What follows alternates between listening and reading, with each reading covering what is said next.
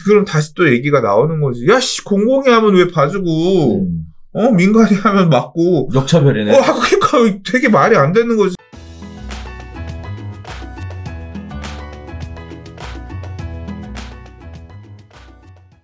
좋아요와 구독하기는 사랑입니다. 네, 안녕하십니까. 2021년 2월 6일 한바라 소식이 전하는 고품격 부동산 특구쇼 부동산 별별에서 사오신 여러분들 환영합니다.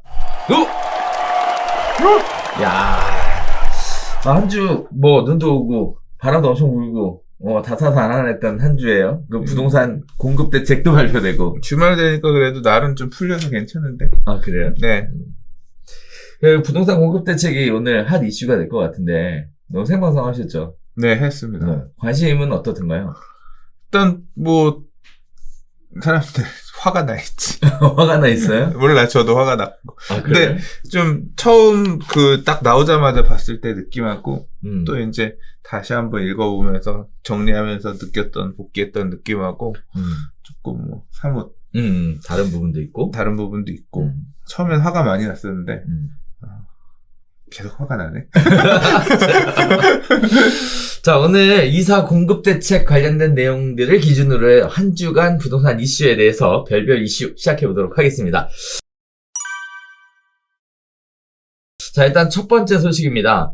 시장의 예상을 뛰어넘는 특단의 공급 방안이 발표됐다라는 평이 지배적인데요. 이사 공급 대책, 시장의 기대치는 넘었지만 실현 가능성 등에 대한 우려도 있다라고 하고요. 전문가들 역시도 전반적으로 호평했지만 일부 개선점에 대해서 지적하고 있습니다. 한편으로는 정부가 현재 주택시장의 문제점을 직시하고 대책에 반영하기 위해서 기존의 모습과는 사뭇 다른 새로운 시도와 노력을 했다라는 평가도 존재하고 있는데요. 공공주도 3080 플러스 대도시권 주택공급 획기적 확대 방안 발표 내용에 대해서 살펴보는 시간 가져보도록 하겠습니다. 2025년까지 전국에 83만 6천 가구로 공급하겠다는 역대급 공급 대책. 일단 단점과 장점에 대해서 이야기 나눠볼 텐데 쪼개서 한번 진행해 보도록 할게요.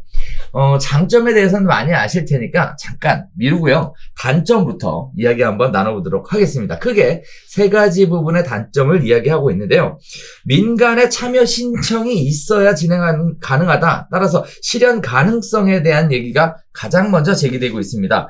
공공주도 재개발 재건축 사업지와 신규 택지를 과연 어떤 형태로 발굴할 것인지 그 절차에 관련된 이야기가 나오고 있는데 그 중에 하나가 공공재개발 그리고 또 다른 하나가 공공재건축입니다. 쇼킹한 얘기들이 몇 가지 포함이 됐는데요. 일단 공공이 주도하는 형태의 공공재개발 이야기는 계속 나와왔습니다만 이 공공재개발에 대한 얘기들이 생각보다 주민들의 반응을 이끌어내는 것이 쉽지 않을 것이다 라는 얘기들이 계속 나오고 있는 상황이에요. 반면에 공공재건축 관련돼서도 획기적인 방안이 도입이 됐는데 그 중에 하나가 초과이익 환수제를 배제하겠다라는 내용이었습니다. 자, 거기에 따라서 공공이 직접 시행하는 정비사업을 진행하는 경우 재건축 초과이익 환수제를 면제하겠다라는 특징을 가지고 있는데 자, 일단 단점의 첫 번째 파트 어떻게 보셨어요? 일단 공공재개발 관련돼서는 주민들이 동의를 해야 되는 절차를 거쳐야 되고 이 부분이 쉽지 않을 것이다 라는 얘기인데 또 한편으로는 기대이익에 대해서는 충족시켜 주겠다라고 하는데 정말 그 기대이익이 예시를 들고 있는 10에서 30% 이내가 될지 아니면 훨씬 더 큰 기대를 하고 들어가게 된 건지에 대한 선택의 기준이 굉장히 중요하게 될 것 같아요. 일단 말씀하신 내용이 전체 대책 중에서 일부 얘기라서 맞아요. 조금 네. 단점이라고 얘기하니까 그런데 사업 방식이 여러 가지가 있어요. 이번에 얘기한 내용 중에서 그렇죠. 이제 지금 말씀하신 거는 공공이 주도하는 정비사업, 재개발 맞아요. 재건축 사업만 얘기고 맞아요. 사실 더 크게 얘기했던 부분이 공공이 직접 땅을 수용해서 주택을 짓겠다. 공공주택 사업을 도심권 안에서 직접 하겠다라는 게 사실 더 파격이었거든요. 그 부분에 대한 얘기가 아니라 질문은 일단 그렇죠. 공공이 재개발 재건축을 시행하는 부분에 대해서 말씀을 하셨으니까 맞아요. 이거에 대해서 먼저 얘기를 하면 원래 재개발 사업은 공공이 해야 되는 거를 민간한테 떠넘겨놨던 거거든요. 맞아요. 그걸 다시 가져오겠다. 우리가 직접 하겠다. 이제 그런 어떤 의지이기도 합니다. 그런 의지이기도 한데 앞으로 신규 사업, 신규 공공재개발 하겠다고 하는 것들은 이미 뭐 답이 나왔죠. 왜냐하면 지금 신청 받고 있으니까. 여기는 아무 계획이 없던 것들을 새로 신규로 합수하는 것이니까 공공재개발 할 수 있으면 해야지 하고 선택하는 쪽들은 할 겁니다. 근데 요번에 나온 내용 중에 어떤 게 있냐면 아직 조합 설립이 안 된 곳이라고 하면 공공재개발 방식으로 할 경우에 또는 공공재건축 방식으로 할 경우에 아직 조합이 없는 곳이라고 하면 토지 등 소유자 50%가 제한을 넣고 뭐 나중에 나머지 채워가지고 3분의 2 맞춘 다음에 공공사업 시행자가 재개발 재건축할 수 있는 이런 방법도 있다. 얘기도 하고 한편으로 이미 조합이 있는 곳이라고 하면 이미 조합이 있다는 얘기는 4분의 3 동의를 갖춰서 그렇죠. 재개발 재건축 사업을 할 주체가 만들어진 건데 우리 그냥 조합 해산하고 여기 LH공사 시공사로 선정해서 LH공사를 사업 시행자로 선정해서 우리 여기 얘네 쫓아갑시다. 이제 이런 선택을 하기 위한 어떤 혜택으로 제시해 준 게 재개발 같은 경우는 별게 없어요.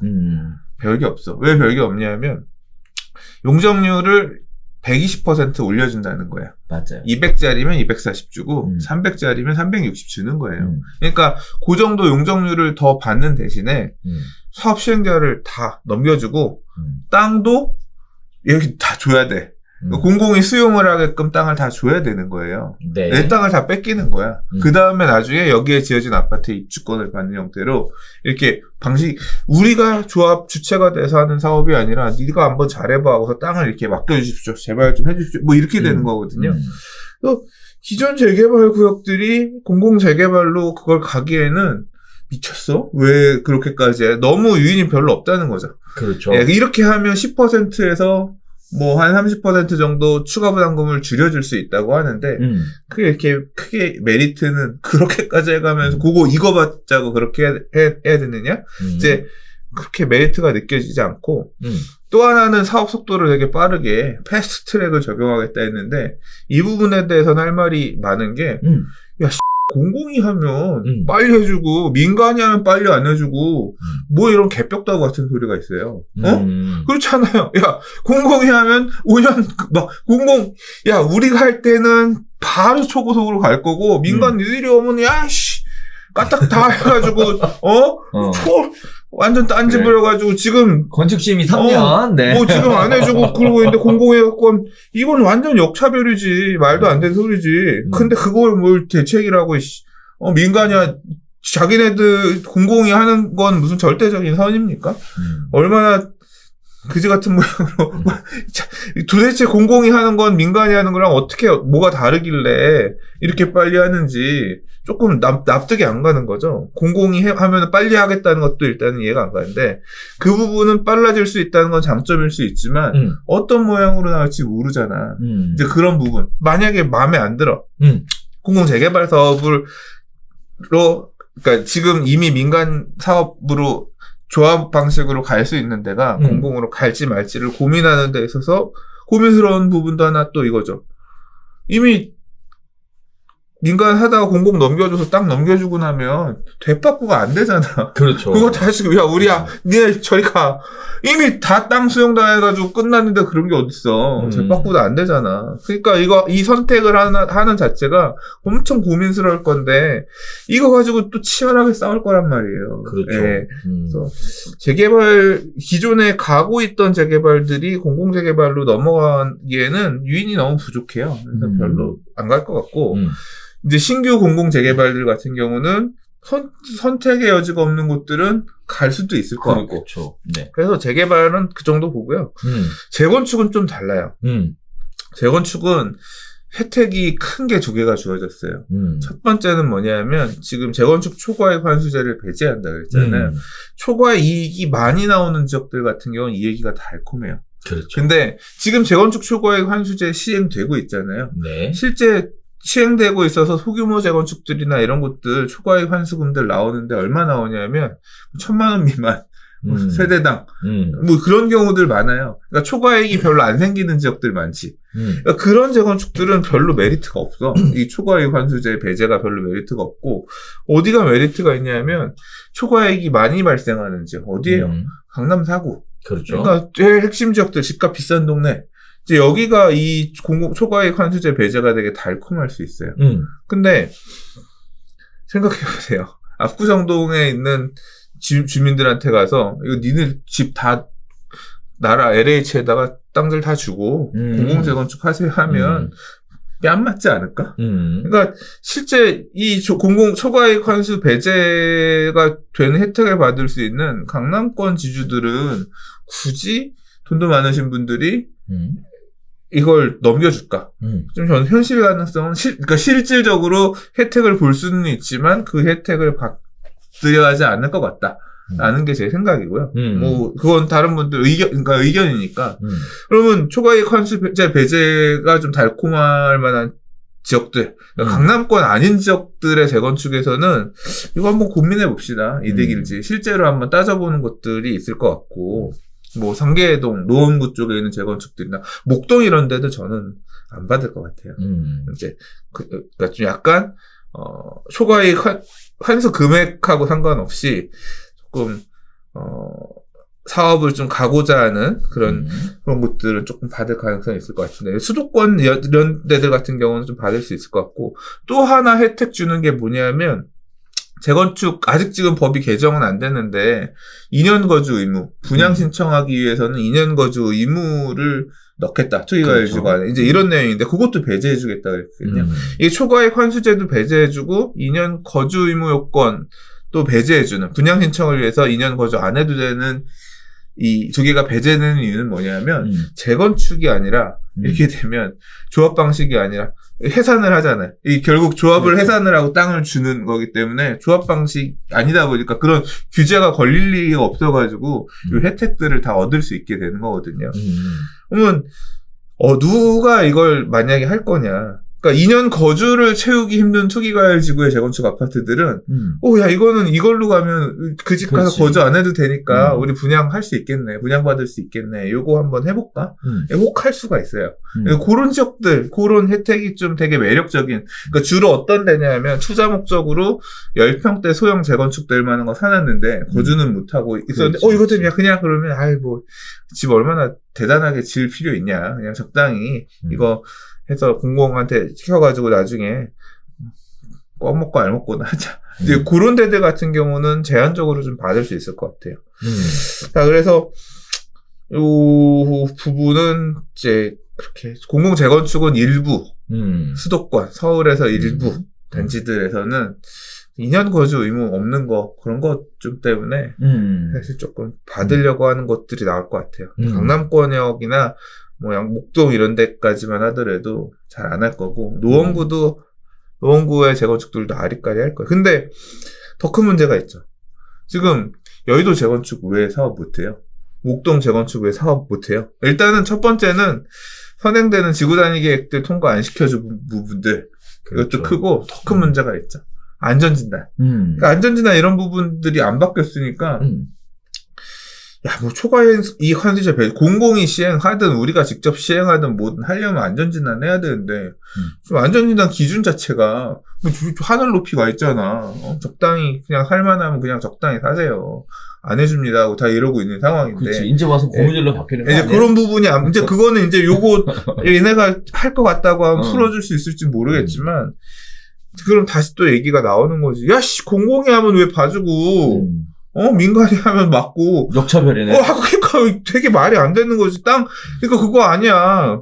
땅 갖고 와서 우리한테 바치면 우리가 마음대로 주물러 재건축할 건데, 그렇게 좀 풀어주고, 아니면 니들이 할 거면 어디 한번 해봐. 누가 그런 표현 쓰더라고요. 데이트 폭력하는 나쁜 남자친구랑 똑같다고. 내가 나랑 잘해줄게, 나랑 사귀자. 해서, 거의, 나랑 사귀자는 그런 거랑 비슷하다는 거야. 가서 지 마음대로 다 할 거면서, 그러니까 이게 참 나빴다. 그런 거지.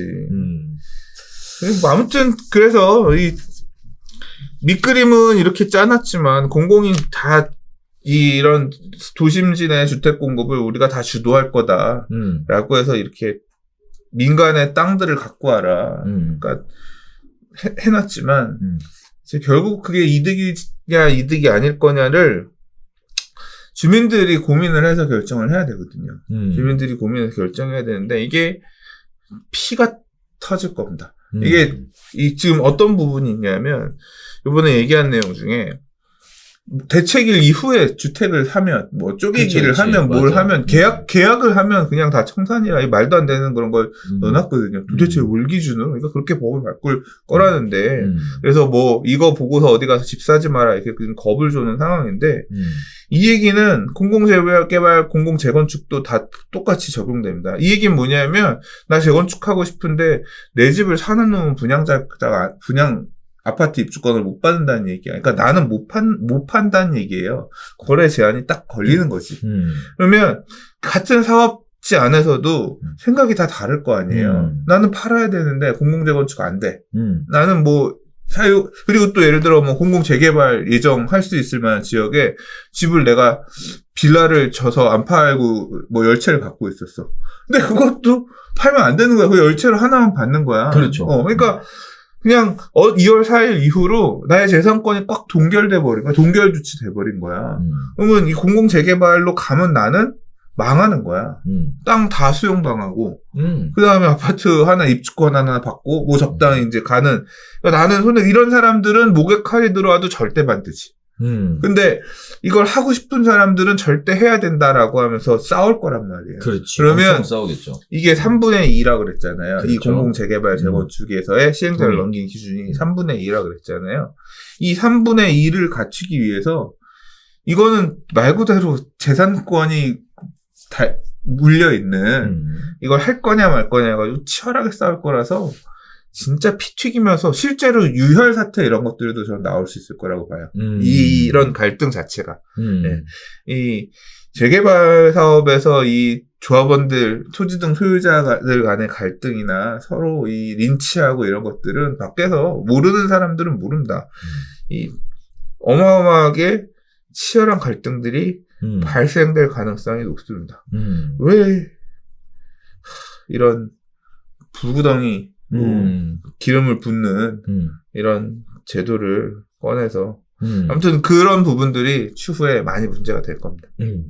자, 그래도 기존에 이런 얘기들이 있었잖아요. 서울의 역세권, 그리고 아파트, 그리고 소유권을 가질 수 있는 그런 주택 공급이 필요하다라는 얘기를 계속 해왔었는데, 그동안 이제 그 정부에서 공급에 대한 방향 자체는 임대 아파트 공급이 줄을 이뤘단 말이죠. 그래서 시장의 반응을 제대로 이끌어내지 못했던 부분들이 많았는데, 이번에 제대로 한번 깊숙하게 건드린 거 아닌가라는 생각이 좀 들면서, 한편으로는 이런 생각도 좀 들어요.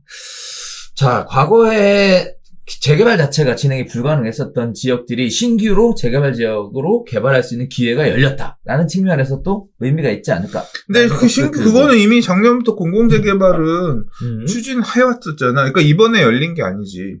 그렇죠. 그러니까 정비 사업을 그렇게 가겠다는 거는 이번에 열린 건 아니야.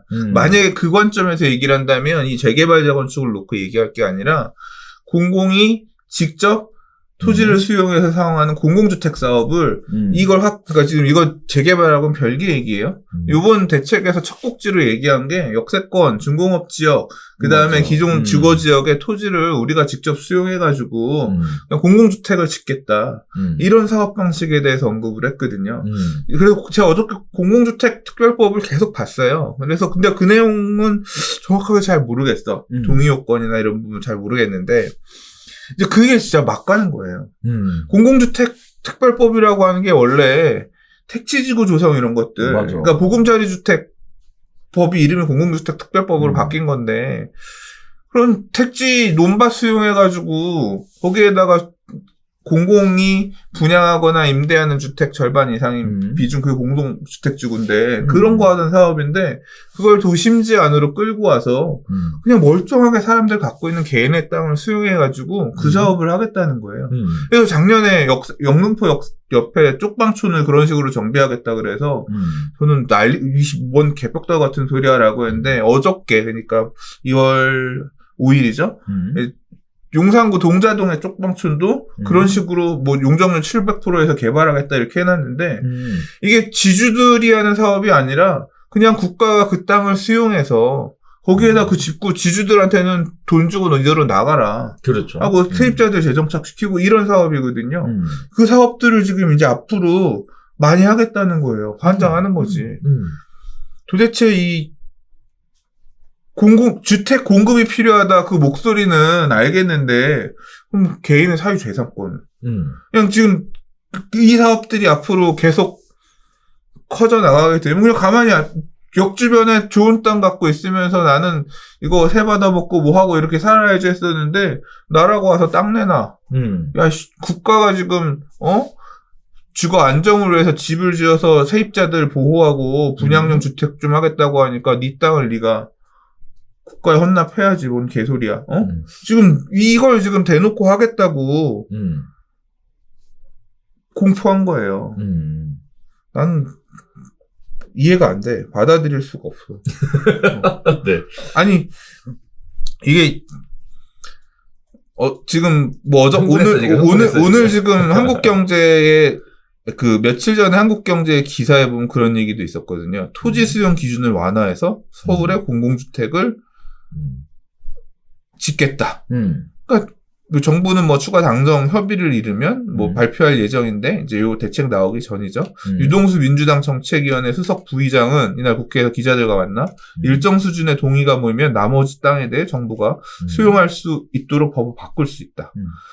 해당 부지의 공공 임대 분양주택이 같이 들어가고 토지들에게 그에 맞는 보상을 해드릴 수 있다. 그러니까 지주들 니들은 결국은 땅에 대한 확보가 수도권에 이런 논밭들은 한계가 있고 그걸로 할 수 있는 부분에 있어서 안 되겠으니까 도심지 안에 있는 그냥 개인의 땅을 뺏어서 거기에다 공공주택을 짓겠다는 거예요. 임대아파트도 짓고 분양 아파트도 짓겠다. 몇 년 전에 제가 되게 어이가 없어서 막 제가 분노했던 얘기 중에 이게 있어요.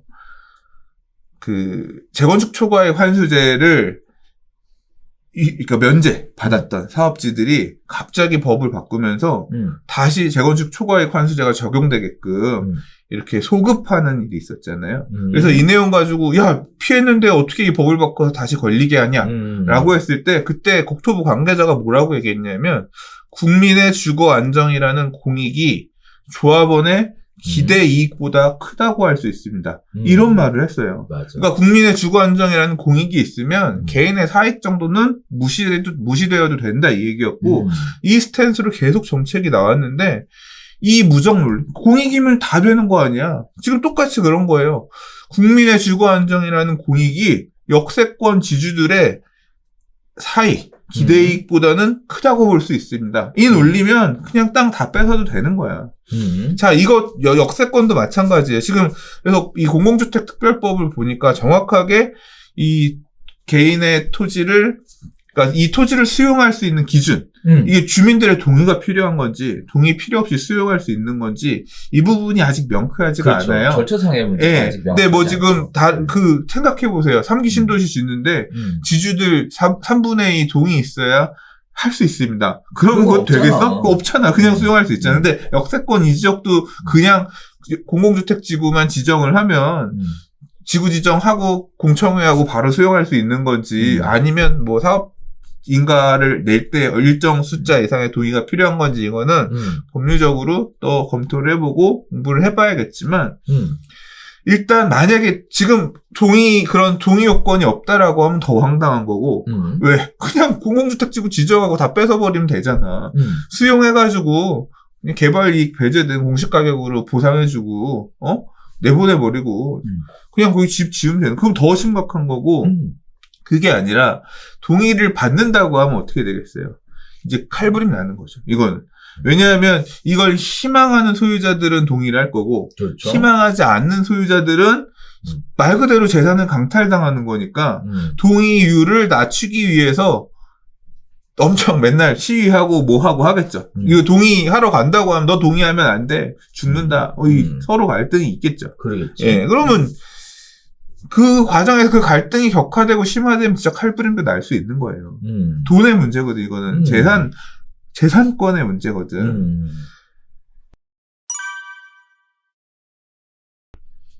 또 시청자분들이 그런 거 궁금하실 수도 있어요. 왜 동의하지 않을까에 대한 생각들도 하시게 될 것 같은데 일단은 소장님 말씀하신 내용을 살짝 좀 정리해보면 대책하고 맞춰보면 이런 얘기들이 세 가지가 포함되어 있죠. 아까 얘기하셨던 패스트 트랙 관련된 내용이 포함되어 있어서 공공이 주도하면 굉장히 빨리 갈 수 있다. 그다음에 또 하나는 우선 입주권 방식으로 사업 관리 처분 방식이 변경이 된다. 라는 얘기가 마치 옛날의 재개발 형태로 돌아가는 거 아니냐. 뭐 이런 식의 얘기도 있고, 또 하나는 이제 왜 동의하지 않을까에 대한 얘기 중에 하나가 이제 계속 시장에서 반대를 해왔던 분들이 기존에 월세를 받았던 분들이 특히 많죠. 큰 다가구주택을 가지고 계시다가 월세를 받으셨던 분들이 계시죠. 정부 사업 시장하게 되면 아파트를만 받게 되니까 생활이 끊기는 거예요. 이런 부분들에 대해 리츠로 전환을 해서 일정 부분 수익이 리츠를 통해 발생할 수 있게 하겠다. 이런 식의 아주 새로운 얘기도 내놨기 때문에 왜 굳이 반대하냐, 찬성해도 되는 거 아니냐라는 생각을 시청자분들도 하실 수 있을 것 같아요. 그건 어떻게 생각하세요? 그거는 그런 선택을 왜 강요하냐고요. 문제는 그것이 왜 이래라 저래라를 강요받게끔 하냐는 거죠. 그 출발선은 소유자인 나로부터 출발을 해야지. 왜 갑자기 내 집을 팔아가지고, 예를 들어, 소장님 집 팔아서, 굳이 내 집에서 사셔야 됩니까? 그 집 갖다 저희가 강제로 팔아버리고요. 그 집에 준하는 비슷한 집 살게끔 해주면서, 그 집에 나올 만한, 기대 이익이 될 만한, 자산가치 될 만한, 그런 금융상품으로 제가 바꿔 넣어드릴게요. 야, 난 그거 싫은데, 지금 국가가 하는 일에 지금 뭐 반대하시는 거예요? 지금 딱 네. 이거잖아요. 그렇죠. 지금 이게 모든 게 다 될 수 있는 거예요. 국가가 하는 선의로 하는 좋은 일에 네가 왜 손해도 보상해 준다는데 왜 지랄이냐? 딱 이 논조로 얘기를 하는 거잖아요. 선생님 그건 얘기가 아니죠. 있네요. 네, 선택을 강요하는 게 가장 큰 문제네요, 그죠? 그 얘기의 출발점은 진짜 난 골 때리는 게, 이 새끼들, 이제까지 뭐, 거버넌스니 지랄이냐 하면서, 네네. 도시 재생할 때는 지역 주민이 어떻게 이 지역을 재생할 거에 대한 걸 지역 주민들의 목소리를 통해서 해서 하겠네 했던, 해놓고서는, 이제 와서. 세입자들의 뭐는 중요하고, 이 토지 등 소유자들 재산권은 이거는 뭐 개차반 아무 중요하지 않은 거야? 완전, 박정희도 이렇게 안 했을 거예요. 박정희 대통령도 시절에도 이렇게는 하지 않았을 거고, 전두환 대통령 시절에도 이렇게는 하지 않았을 것 같아요. 자, 그래서 지금 공공 재개발 얘기 나오면서 다양한 이야기 한번 나눠봤는데, 공공 재건축 관련돼서도 과거에는 공공 재건축을 참여하는 사람이 사실상 없다라고 봤는데, 이번에 기회가 생겨서 오픈되는 거 아니냐라는 기대감도 불러일으키게 되는 것 같아요. 다만 소장님 얘기하셨던 부분들에 있어서 상충되는 부분들 또는 배치되는 부분들, 이런 부분들이 많이 적용이 될 것 같은데, 대표적인 케이스가 음마아파트는 구역 지정을 안 했기 때문에 지금 진행이 될 수 없는 상황이었는데요. 만약에 음마아파트 같은 경우에는 공공재건축 신청을 하게 되면 구역 지정도 빨리 해주고 여러 가지도 풀어주고 그래서 하게 해주겠다. 결국 이렇게 봐도 되는 건가요? 되게 무시하네, 음마아파트 주민들을. 왜 무시하게? 음마아파트 주민들이 받을 것 같아요? 그러니까. 이 재건축에 이렇게 목이 메어가지고 할 것 같아요? 그리고, 이게 공공이 하면 빨리 할 수 있다는 것도, 이게 다 헛소리. 그럼 지금 도시재생 뉴딜 사업 발표할 때 이제까지 벌써 지금 2017년 9월에 발표했으니까, 지금 4년이 됐는데, 지금 눈에 들어와서 이렇게 만들겠습니다. 한 것 중에 보이는 거 있어요? 없죠. 네. 지금 공공에서 지금 이 공공 재개발 사업 관련해서 국토교통부 홈페이지에 가면 제일 처음 배너에 이 정책을 홍보하기 위해서 만들어 놓은 배너가 있어요. 그걸 클릭하면 국토교통부 블로그로 넘어가요. 그래서 이번 공공주도로 3080에 대한 설명들이 쭉 있는데요. 그 내용 중간에 보면 공공이 주도해서 성공한 재개발 사업이라고 하면서 예시들이 있습니다. 그 중에 성남 중일구역 그림 딱 해가지고 그게 코오롱 하늘채 랜더스인가 그 중일구역이라는 곳에 재개발한 곳이에요. 지금 공사하고 있는데 그게 패스트트랙이라고 얘기를 했지만 제가 재개발을 처음 공부한 곳이 구성남 시가지예요. 98년도 정도부터 대한주택공사 시절에 성남 구시가지를 정비하기 위해서 계획을 세워가지고 준비를 했고요. 제가 성남 재개발을 보러 간 게 2003년입니다. 그리고 그때부터, 그러니까 90년대 후반부터 준비를 해서 2000년대 초반부터 추진했었던 LH가 직접 공공 분양으로 준비했었던 이 사업장이 지금 20년이 거의 다 된 지금 이제 입주하려고 공사하고 있다고요. 5년이요? 왜 그러면 그 성남의 재개발 구역들은 사업이 이렇게 오래 걸렸을까? 2008년 이후에 하락장이 왔잖아요. 맞아요. 하락장이 오면 뭐 공공에서 앞으로 추가 부담금 책임져주고 뭐 하고 할 게 무너지는 건 똑같아요. 이거 뭐 책임져 줄 수 있을 거라고 얘기를 하지만 그런 게 어딨어. 이게 사업이 그러니까 시장이 꺾이고 힘들어지면 또 시간이 또 그렇게 걸릴 수도 있는 거예요. 세입자들 나가고 이 여러 가지 청산자들 문제 등등을 해가지고 엮여가지고 소송 걸리고 이주하는 중간에 꽤 오랜 동안 시간도 걸리고 그랬었단 말이에요. 공공이 한다고 해서 그렇게 금방 될 거다. 꿈같이 될 거다. 모르겠어요. 믿는 분들도 계실지 모르겠어요. 저는 믿지 않아요. 네, 저는 믿지 않아요. 뭐, 안양에, 어디야, 메가트리아. 거기도 제가 알기로 LH가 했던 사업지였던 걸로 기억하는데, 거기만 있나요? 그 다음에, 그러니까 LH가 시행을 했었던 서울 안에 여러 정비 사업들이 있어요. 근데, 그렇게, 달콤하지만은 않습니다. 네, 똑같아요, 결국은. 자, 시장에 보면 이번 대책 발표에 의해서 굉장히 많은 공급이 이루어진다라면서 많은 분들이 이렇게 굉장히 좋은 지금까지 없었던 역대급 공급이다 이런 식의 이야기를 하면서 아까 얘기했던 음마 아파트도 되는 거 아니냐 하는 거 아니냐라고 기대 심리를 굉장히 많이 기사들에서 뿜어주는데 막상 이렇게 뚜껑을 열어보면 원치 않은 형태, 그러니까 지나치게 기대하는 어떻게 보면 기대의 거품이 꼈다 그럴까? 네. 이런 부분들이 존재하는 부분도 생각을 좀 해보시고 이해를 하시면 더 정확한 판단이 되실 것 같아요. 그러니까 이 정부가 얘기했었던 서울 안에 30만, 전국에 80만 이 숫자를 보실 필요 없고 결국은 땅을 민간으로부터 내놔라. 그 땅을 받아서 우리가 하겠다라고 하는 건데 땅 가진 사람들의 생각을 들어봐야 돼요. 땅 가진 사람들은 어떻게 그래야지 이게 의미 있는 숫자가 될 수 있는 건데 일단 제가 봐서는 되게 제한적이죠. 가장 가능성이 있는 거는 역세권의 소규모 지주들이에요. 소규모 지주들. 그러니까 이 내용 중에 어떤 게 있냐면 수용 방식으로 가는 건데 민간 사업자가 할 수 있는 게 그러니까 민간 사업자가 제한할 수 있는 게 있거든요. 민간 사업자가 여기를 공공주택 특별 공급 그러니까 공공주택 지구로 지정을 해서 여기를 그러니까 자기네들이 땅을 많이 갖고 있으면 그렇게 신청해 볼 수 있는 이제 그거 열겠다는 거거든요. 이제 그런 방식이 가능한데 이 얘기 나오고 나서 이건 제가 지금 다니고 있는 대학원 단톡방에서 본 건데, 모 건설사 상무님이 지주들이랑 토지 매입 하기 위해서 이제 협의를 하고 있었는데, 2월 4일날 대책 딱 10시에 엠버거 터지고 나서 용적률 700% 이거 이렇게 가겠다고 하니까 평당 땅값을 딱 1억씩 올리더래요. 그러니까 가능은 해요. 왜냐하면 지주들이 이렇게 많이 섞여서 하는 게 아니라, 그러니까 역세권의 소규모 필지 이런 것들, 내가 재정착하기 위한 주택 아닌 이런 지주들은 어차피 더 많이 지어서 팔고 나가면 땡이니까 그런 것들은 가능할 거다고 제가 전부터 역세권 용적률 높인다고 얘기할 때 말씀드렸잖아요. 지주들이 그래 400% 지을 수 있을 때는 이 가격이었는데 이제 700% 지을 수 있을 가격이니까 그러면 700%에 준하는 가격을 받아서 내가 니네한테 팔아야지. 이렇게 간다는 거죠.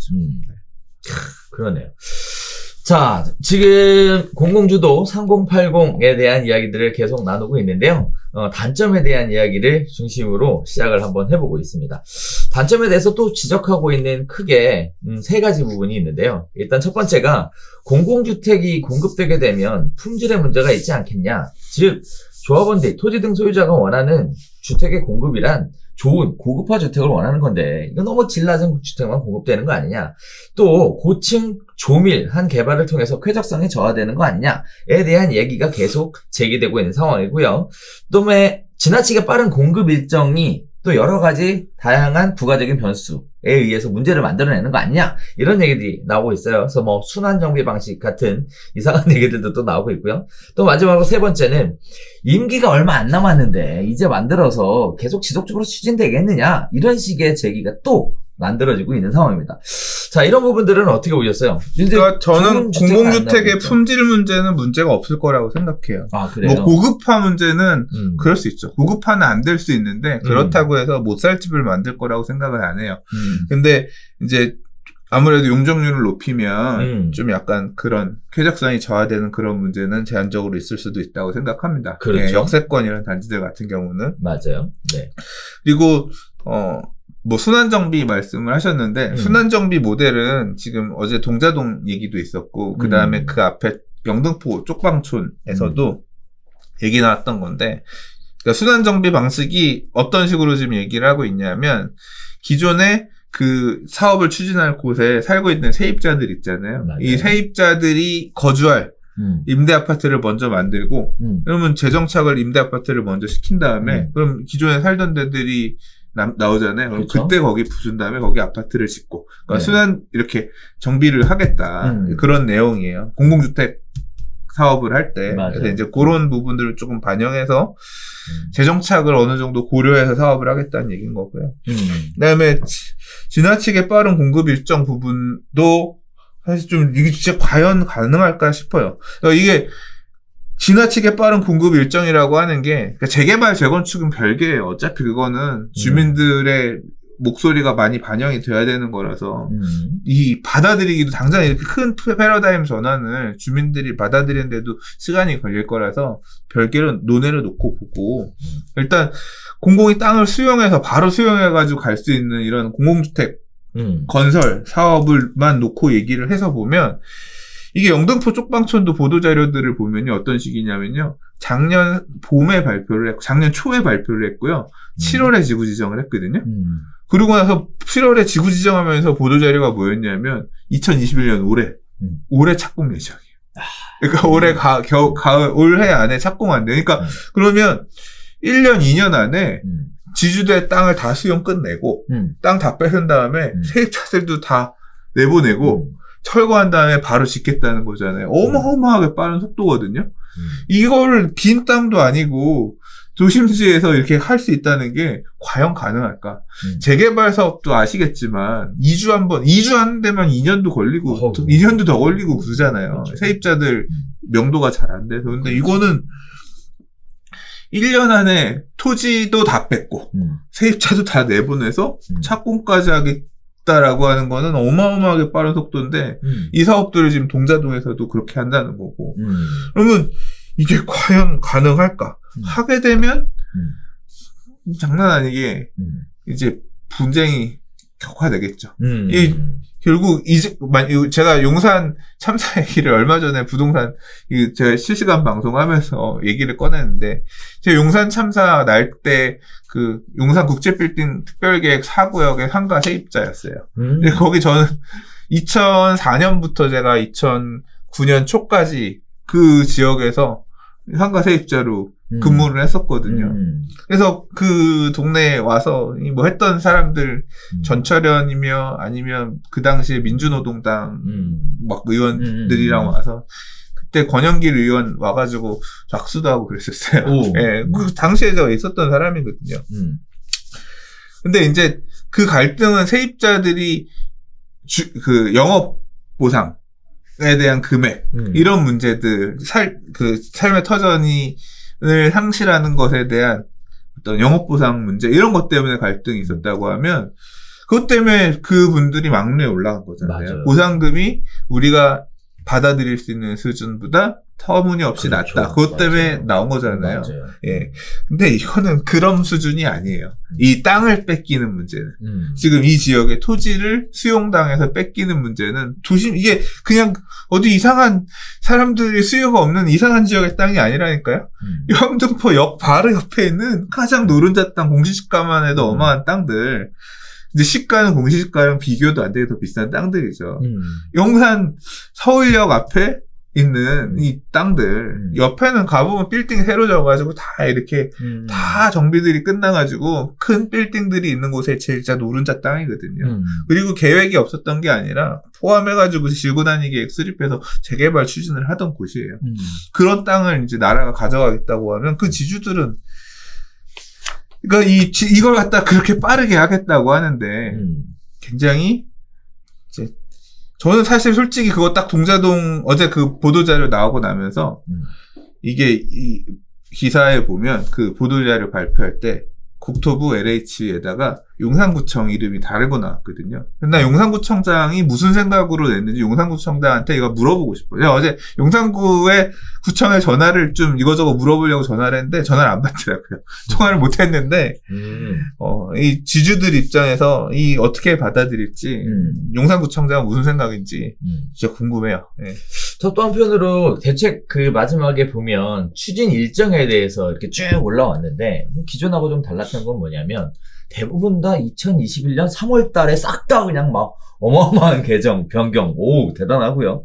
그 다음에 2021년 6월 달에 또 한번, 흐트러 제끼고요. 네, 엄청나게 빠른, 공급 일정, 또 개정 일정, 이런 것들을 추진하고 있는데, 결국 굉장히 급했다.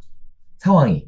이렇게 볼 수도 있을 것 같아요. 네. 그래서 무리하게 추진하는 거 아니냐라는 식인데, 뭐 얘기하는 것처럼 동시에 막 이렇게 확 진행되면, 이제 이주 문제도 생기고 인근 집가 상승에 대한 문제라든지 여러 가지 연계된 문제들이 생기는 것들에 대한 우려들이 있었는데 수사님 보시기에도 이렇게 한 번에 확 진행될 것 같지는 않잖아요. 이제 가는 거는 가고 네. 될 만한 이득이 될 만한 그러니까 딱 돈이라고 하는 거는 이게 결국은 돈의 문제로 정리가 될 거거든요. 이게 돈 냄새를 맡고 안 맡고는 너무 빨라요. 그러니까 이런 식의 공급 확대 정책이 과거에도 없었던 건 아니에요. 우리 과거를 돌이켜보면, 그러니까 재개발 재건축 사업이 2000년대 초중반부터 시작을 해가지고 중후반에 확 확대가 됐잖아요. 그거 할 때 이거 돈 되겠다 싶으니까 엄청나게 사람들 달라붙어가지고 갖고 갑자기 분양가 상한제 적용하겠다라고 하니까 갑자기 설립이 안 되던 조합이 막 순식간에 설립되고 사업시행 이격까지 속전속결로 막 받아버리고 관리 처분까지 2008년에 대이주의 난이 발생했었잖아요. 그러니까 그 투자도 막 갖고 그거에 발맞춰서 사업도 그렇게 갔잖아요. 그러니까 결국 투자자들은 결국은 이게 돈이 되겠다 싶은 곳들은 그렇게 크게 붐업을 하면 움직여요. 작년에도 이미 딱 드러났죠. 돈이 되겠다 싶어 사람들이 생각한 거는 선택한 건 뭐예요? 공공재개발이잖아요. 공공재개발 가면 이거 돈 되겠다고 하니까 공공재개발은 신청도 엄청나게 많이 하고 그 다음에 사업 그 지역의 집가들도 많이 올라 그랬잖아요. 그러니까 이번에도 마찬가지일 거예요. 이 내용을 토대로 해서 다 될 거냐? 다들 추진 주체 입장이 돼서 고민들 하겠죠. 어떤 건 될 거냐 안 될 거냐. 이게 만약에 재건축 아파트 가격이 이로 인해서 막 상승하고 뭐 가고 하면 갈 거다. 기대를 좀 할 수도 있는 거고. 그렇긴 한데 물론 이제 그 부분을 배제하기 위해서 되게 초강수를 뒀죠. 예. 지금 3은 분양권 안 나온다. 네. 그렇죠. 도대체 이건 어떻게 법률로 규정을 하려고 이런 대책에 이렇게 심어놨는지 모르겠습니다만 이제 또 그게 발목을 잡아서 또 그것 때문에 못 갈 수도 있어요. 네. 자, 그래서 지금 다양한 문제 제기들이 있어 왔습니다. 관련된 얘기들을 쭉 나눠봤는데 보시는 것처럼 정부의 굉장한 의지 와는 별개로 사업 추진에 굉장히 다양한 걸림돌이 존재할 수 있다는 점도 같이 보시면 이번 대책을 이해하는 데 조금 더 도움이 되실 거라고 생각을 합니다. 자, 이번에는요, 공공구조 3080 대한 대책 중에 장점에 대한 이야기를 한번 나눠보도록 하겠습니다. 자, 여러 가지 전문가들이 다양한 의견들을 내놓으셨는데요. 이런 식의 의견들이 많으셨어요. 지난 6년간 서울 아파트 한 해 평균 준공 물량이 38,687가구였음을 감안하면 상당히 파격적인 수치다. 분양주택 중심의 공급, 규제 혁신과 인센티브 등의 내용을 봤을 때 시장의 의견이 상당 부분 담겨져 있다. 도시를 바라보는 관점이 기존과는 차별적인 부분이 나타났다. 최근 몇 년간 국내의 도시재생이 재건축과 재개발을 사실상 배제하고 진행됐지만 오늘부로 재개발, 재건축도 도시재생 사업의 범주에 들어갔다라는 긍정적인 평가들을 많이 내어주셨는데요. 자, 이번 개발계획에서 이러한 주택 공급을 위해 특별히 5가지 사업 진행 방식에 대한 언급을 또 하고 있는데요.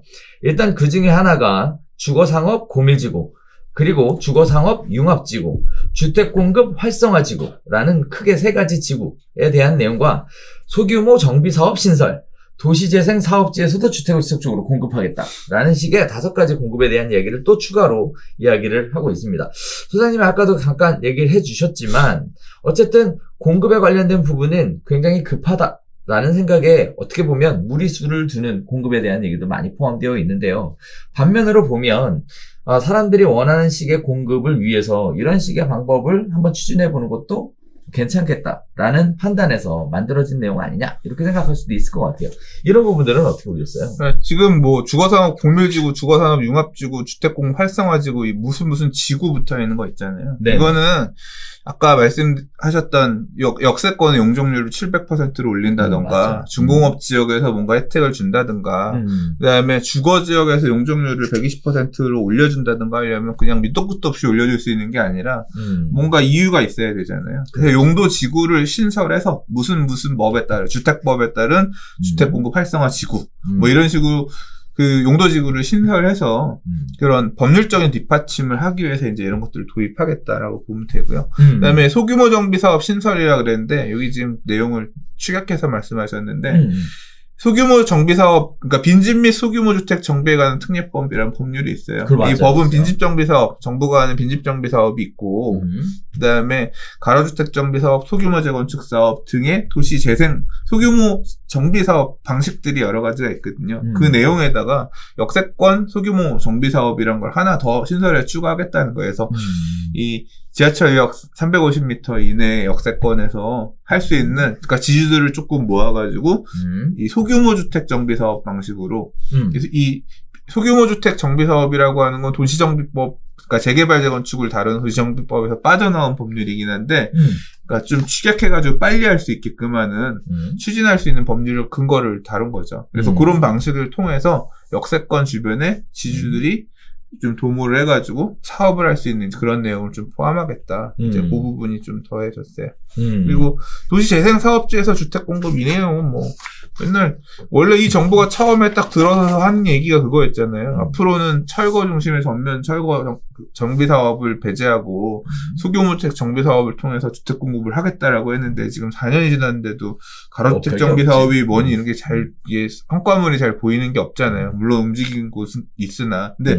그거 하던 것도 꾸준히 열심히 하겠다. 통해서 뭐 약간 더 보완해서 공공이 주도해서 뭐 혜택을 주겠다. 그런 내용이 조금 들어간 것 같은데 사실 저도 안 읽었어요. 대충 넘겼어요. 별로 관심 있는 사람이 이미 재생 관련해서는 이미 흐름이 관심이 없는 거지. 그렇죠. 네. 뭐 아무튼 그런 부분이고요.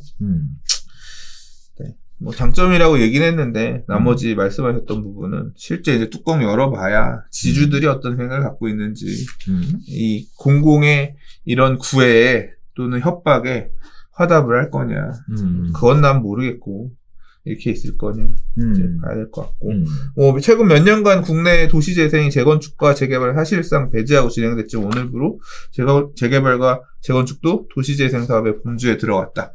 뭐 이런 평가도 볼 수 있는데 그렇게 평가를 하기보다는 그냥 도시 내에 도심 내에 정비는 민간에 맡기지 않겠고 공공이 주도하겠다. 우리가 다 할 거니까 내놔, 땅 내놔. 뭐 그렇게 해석을 하는 게. 근데 물론 이제 이게 제가 막 아까 앞서부터 되게 막 부르르 떨면서 막 얘기하는 거를 좀 느끼셨겠습니다만. 얼굴이 하얗게 질리더라고.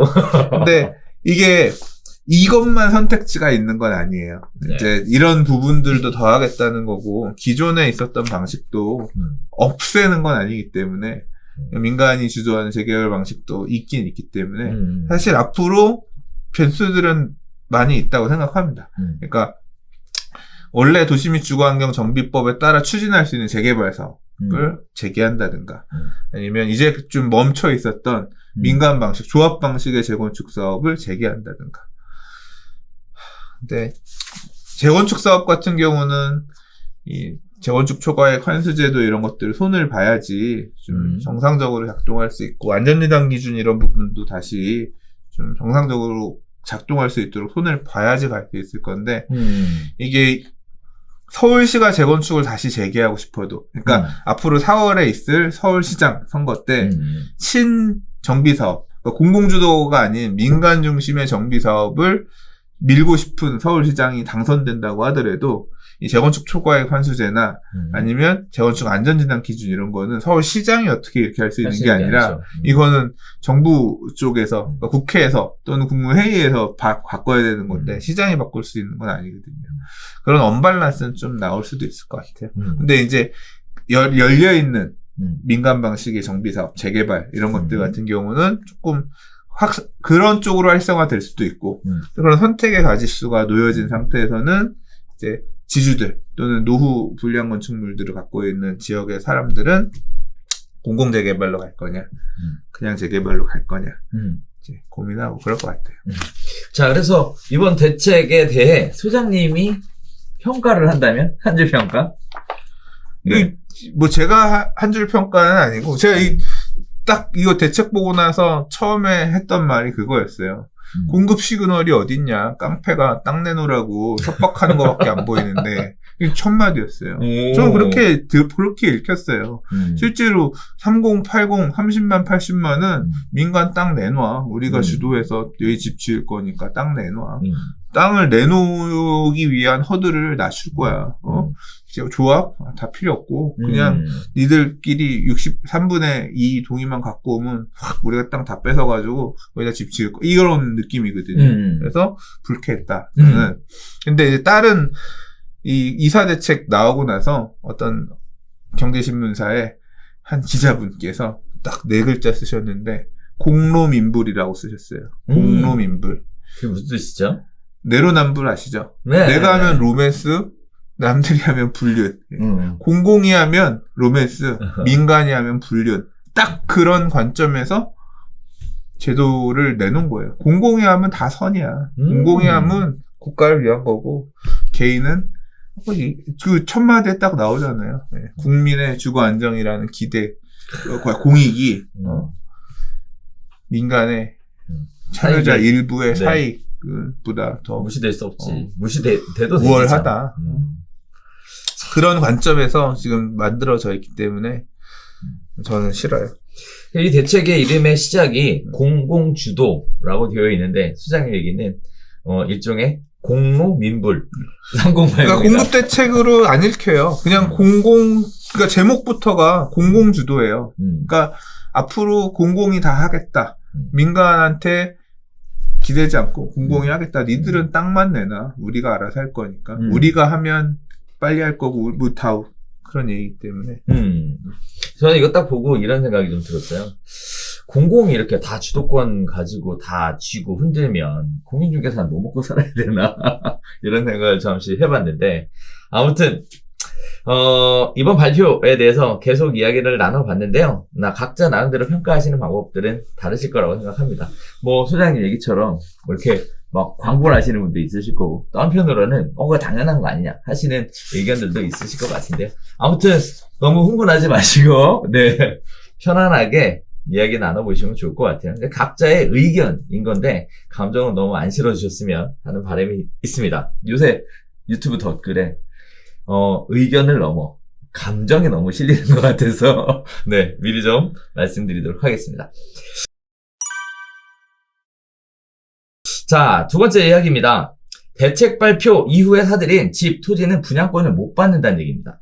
공급이 발표가 됐고요. 거기에 따라 개발이 진행이 되고요. 그러면 상대적으로 이익이 발생이 되겠죠.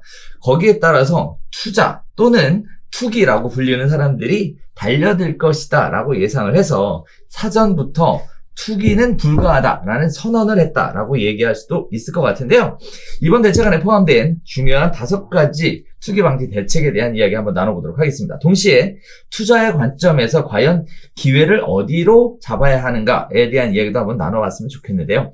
대책 발표일 이후에 공공시행 정비사업지구나 도심 공공주택 복지사업지 등에서 부동산을 사더라도 주택, 상가의 우선 공급권을 주지 않도록 했다고 합니다.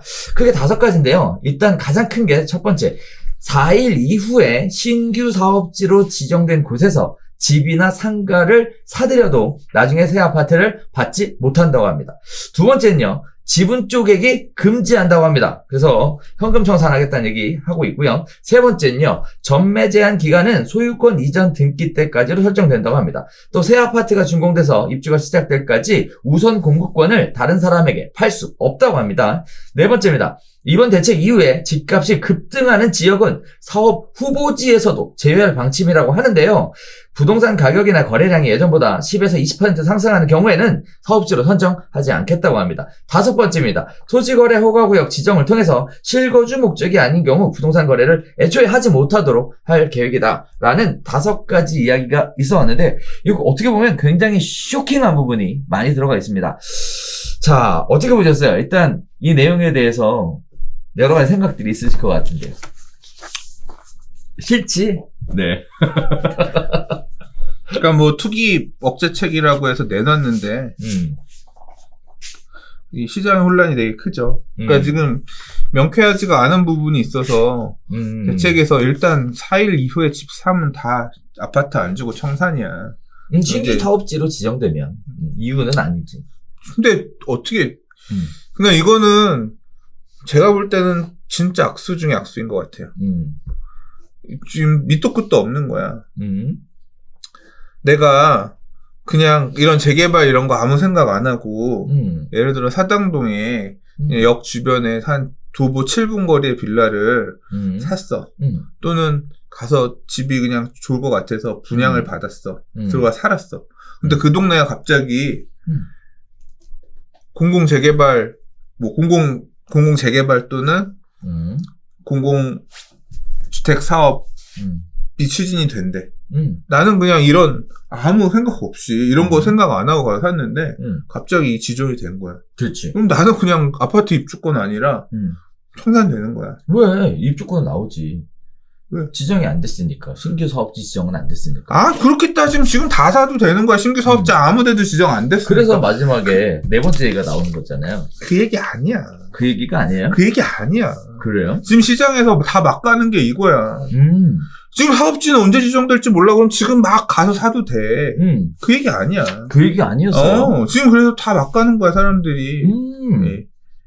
신규 사업지는 언제 나오겠어요? 지정될 때 나오겠지, 그러면. 그러니까 지금 그런 부분도 되게 명쾌하지가 않아. 내가 이거 그래서 이 부분에 대한 해석이, 왜냐하면 이게 보도자료에서는, 국토부 보도자료에서는 사업구역, 사업예정구역이라는 명칭을 나눠가지고, 사업구역에서는 대책 발표 2월 4일 이후에 계약하게 되면 사는 것도 아니야.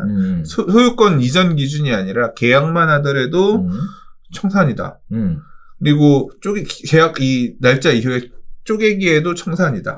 그 다음에 사업 예정지구 같은 경우는 토지거래 허가 제한을 묻겠다. 그래서 그럼 사업구역이라는 표현은 추후에 지금 이미 뭔가 정비구역이든 이런 구역이 묶여있는 곳을 말하는 건가? 그러면 정비 예정구역처럼 아직 지금 서울시장이 정비계획을 수립해서 고시하지 공람공고 안 한 지역은 그럼 정비 예정구역으로 볼 수 있는 건가?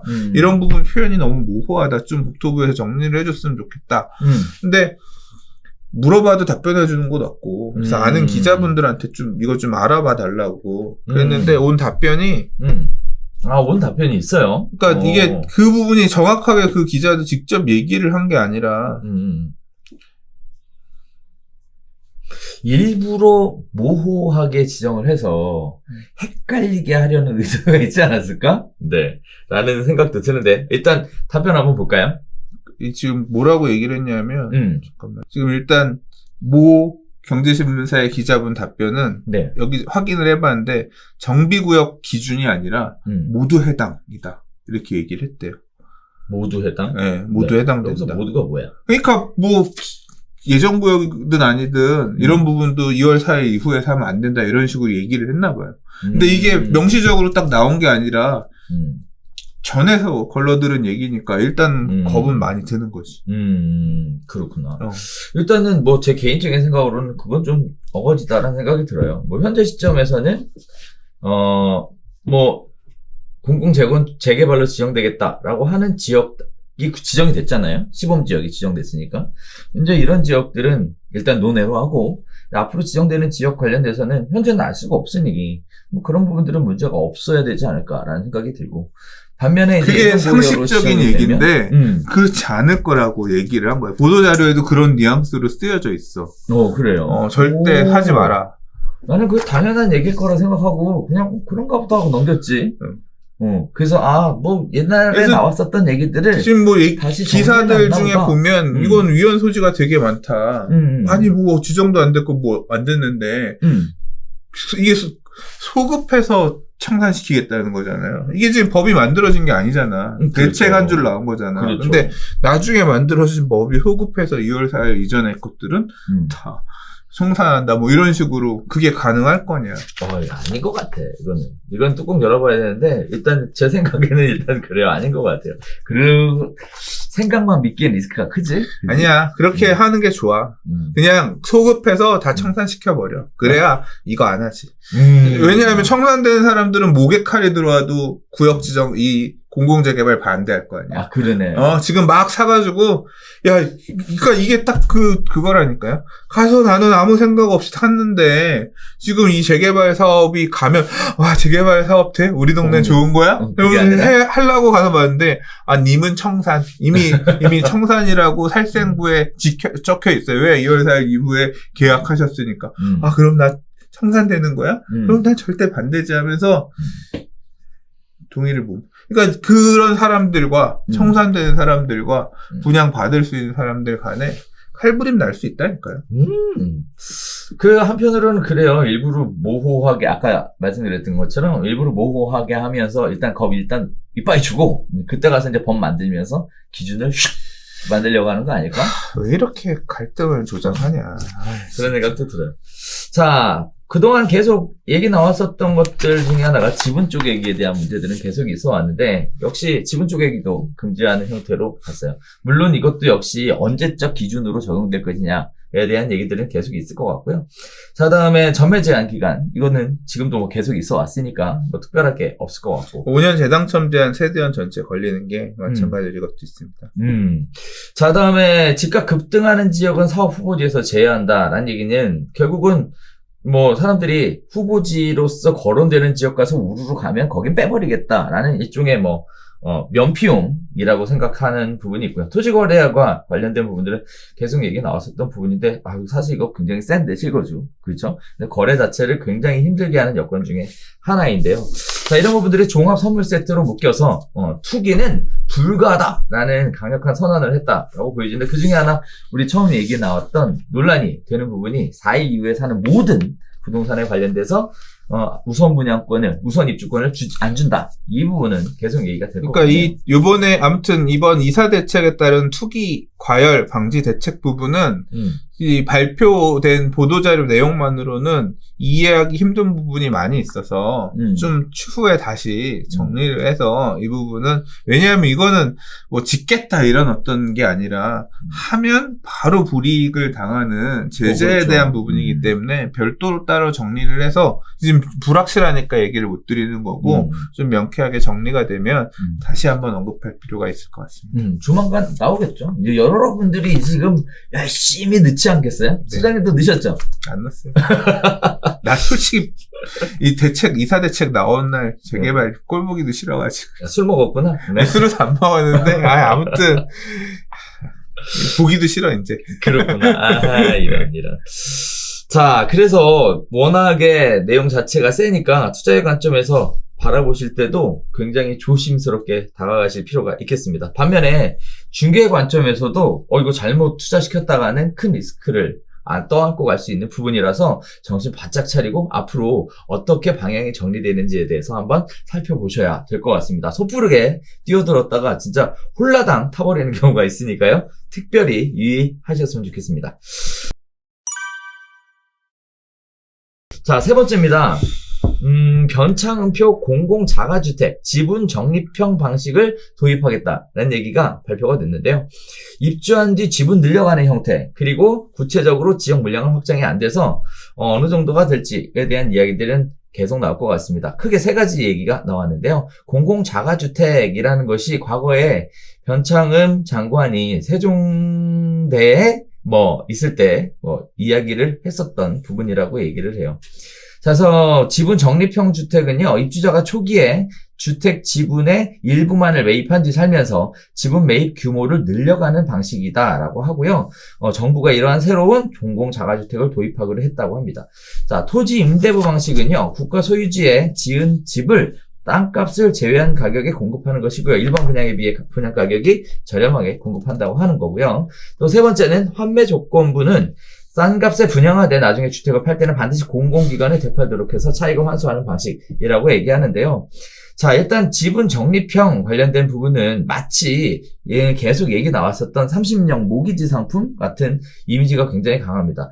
한편으로 보면 분양 아파트를 공급을 하겠지만 굉장히 저렴하게 시장의 문턱을 낮춰주겠다. 거기에 따라 전체적으로 수요자 관심을 좀 가져봐라. 이런 식의 내용인 것 같다라는 생각도 들고요. 또 토지 임대부 같은 경우에는 사실 임대아파트 공급의 하나의 유형이었죠. 하지만 실패했던 사례였는데 없앨 수 없으니까 다시 끌고 온 개념이지 않았을까라는 생각도 들고요. 또 한편으로는 환매 조건부 같은 경우에는 임대아파트 공급을 함에 있어서 분양아파트 공급을 함에 있어서 핵심 지역의 분양가를 꽉 정부에서 붙잡고 계겠다. 이런 식의 내용을 저는 개인적으로 받았어요. 그래서 핵심 지역의 가격 조절 기능을 위해서 환매 조건부 아파트 얘기를 꺼낸 거 아니냐. 이런 생각이 좀 들었는데요. 소장님은 어떻게 생각하셨어요? 지분 적립형, 토지 임대부, 환매 조건부 아파트 이 세 가지는 다 선의로 포장이 돼 있어요. 어떤 선이냐? 네가 돈이 없어? 그래도 싸게 줄게. 우리가 싸게 공급할 거야. 라는 선의로 포장돼 있어요. 근데 사실 이럴 필요 없어요. 대출을 분양은 그냥 해주는데 대출을 장기로 저리로 빌려주고 나눠서 갚어. 그렇게 하면 원래 해결이 될 수 있는 문제를 갖다가 이런 식으로 집을 나눠서 너한테 집에 대한 지분을 나눠서 너한테 넘겨줄게. 또는 너는 토지는 안 넘겨줄 거고 건물만 사. 그리고 토지분에 대해서는 너 월세 내고 살아라. 그리고 내가 너한테 지금 주긴 주는데 넌 딴 데 팔면 안 돼. 나한테만 팔아야 돼. 네가 이걸 온전히 네 걸로 가지려면 몇십 년 있어야 돼. 이런 식으로 비틀어가지고 제도를 만들어 주는 이유는 이게 좋은 것 같지만 제가 선의로 포장되어 있다라고 한 얘기는 하나의 목적 때문이에요. 너한테 내가 집을 팔긴 팔 건데 네가 이걸로 불로소득 얻는 건 원치 않아. 그러니까 천천히 줄 거야. 너는 이 집에 매여 있어야 돼. 나한테 돌려주든가 나눠서 받든가 이런 거거든요. 그러니까 싸게 받을 수 있는 것처럼 선의로 포장이 되어 있지만 사실은 땅을 공공이 개인한테 주기 싫은 거예요. 그게 그 밑바닥에 깔려 있는 그런 제도예요. 왜 이런 일을 하느냐 말씀드리는 것처럼 부동산을 통해서 불로소득을 개인이 가져가는 거를 공공이 원치 않는 거예요. 그러니까 지금 이 정부의 많은 부동산 관련 제도들이 다 그것 때문에 안 되는 거야. 아까 공공주도 정비사업, 공공주도 공공주도 주택 건설 이런 부분들이 전부 다 뭐냐면 공공이 해서 민간 니들이 돈 버는 거 우리가 못 보겠다. 공공이 다 해결하겠다. 이거에 출발하는 거거든요. 민간의 초과이익, 이익을 받아들일 수 없다. 출발하니까 그냥 주택 공급도 그렇게 있다 이런 거예요. 어떻게 생각하느냐? 뭘 물어봐. 왜? 공론인불. 자, 일단은 이런 얘기를 꺼낸 배경 중에 하나가 적극적으로 수요를 조정하겠다라는 내용이 전반적으로 깔려 있는 것 같아요. 특히 30대 영끌을 통해서 주택 매수로 주택 매수에 나섰다라는 얘기에 대한 부담감으로 일단은 대출이 안 되는데 도대체 어떻게 사냐라는 이런 식의 여러 가지 불만들이 있으니 일종의 문턱을 살짝 열어준 것 같기는 한데요. 전반적으로 깔려있는 생각 자체는 수요를 조정하겠다? 또 가격을 조정하겠다? 뭐 이렇게 생각해 볼 수도 있을 것 같습니다. 아무튼 수장님 얘기도 공론인물? 아니 대출을 해주면 되지 왜 대출을 해야 돼? 대출 해줬으니까 저기 돈 많이 버니까 팔지 말자. 그러니까 결국은 그거야. 대출을 제한해서 못 사게 팔지 하고 이런 말라고. 부분들이 민간이 이거 갖고 와가지고 초과액을 누리고 당첨만 되면 피 받고 네, 이런 게 그래. 싫은 거야. 그럴 수도 있잖아. 지금 대출이 안 돼서 집을 못 사니까 집은 살 수 있게 해줄게 이거잖아요. 집은 할 수 있게 해줄게. 그 다음 얘기가 뭐야? 네가 대신? 이걸로 차익을 누릴 생각을 그렇지. 하지 마. 그것이 결국 대신? 뭐냐면 부동산을 통한 이 모든 사람들의 아파트를 분양받고 싶어요. 이거 하는 사람들의 열망에는 부동산을 통해서 재산을 상승시키고 이런 욕구가 있잖아. 내 집 마련. 그 욕구를 다 부정하는 거잖아. 내 집 마련.